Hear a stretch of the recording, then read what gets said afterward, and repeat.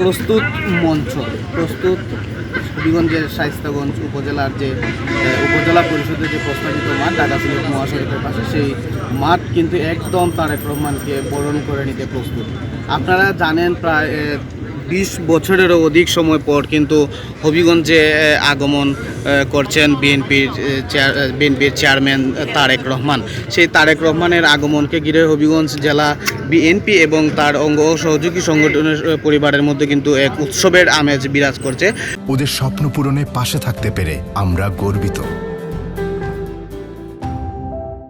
আপনারা দেখতে পাচ্ছেন যে তারেক রহমান কিছুক্ষণ পরেই কিন্তু যে মঞ্চটি দেখতে পাচ্ছেন সেই মঞ্চটিতে উনি এসে পৌঁছবেন এবং সেখানে হবিগঞ্জবাসীর উদ্দেশ্যে কিন্তু উনি ওনার মূল্যবান বক্তব্য প্রদান করবেন। আমরা দলীয় সূত্র থেকে যতটুকু জানতে পেরেছি যে হবিগঞ্জের যে 4টি আসন রয়েছে, হবিগঞ্জের যে 4টি আসন রয়েছে সেই 4টি আসনের বিএনপি মনোনীত প্রার্থীদের কিন্তু উনি আজকের এই জনসভা থেকে আনুষ্ঠানিকভাবে পরিচয় করিয়ে দিবেন এবং উনি ধানের শীষের মার্কার যে প্রতীকের যে প্রার্থীগুলো রয়েছেন সবাইকে ধানের শীষে ভোট দিয়ে যেন তাদেরকে জয়যুক্ত করে দেশের যে আগামী প্রজন্মের যে বাংলাদেশ, সবার আগে বাংলাদেশ, সেই বাংলাদেশ নতুন বাংলাদেশ বিনির্মাণে যেন সহায়ক হয়, সেই বক্তব্যটিকে উনি তুলে ধরবেন বলে আমরা যতটুকু জানতে পেরেছি।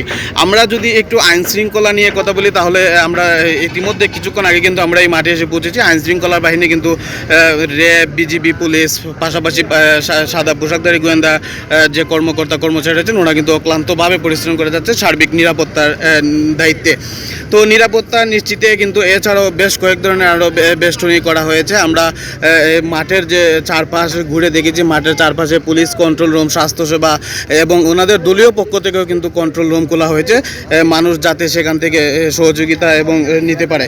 তো এখন দুপুর ঘনিয়ে আসছে, আমরা দেখতে পাচ্ছি যে মাঠের চারপাশ ঘিরে কিন্তু নেতাকর্মীদের মধ্যে ব্যাপক উৎসাহ উদ্দীপনা বিরাজ করছে। ধীরে ধীরে মানুষজন এবং সংবাদকর্মী সহ যারা এই মাঠে কিন্তু উপস্থিত হচ্ছেন। তো আমরা আরেকটি বিষয় যদি আপনাদেরকে জানাতে চাই, আমরা যতটুকু জানতে পেরেছি যে বিকেল 3টে থেকে 3:30 নাগাদ কিন্তু এই মঞ্চে এসে কিন্তু জনাব তারেক রহমান কিন্তু উনি ওনার মূল্যবান ভাষণ দেবেন। এরপর কিন্তু তিনি সড়ক পথে কিন্তু হবিগঞ্জ ত্যাগ করবেন।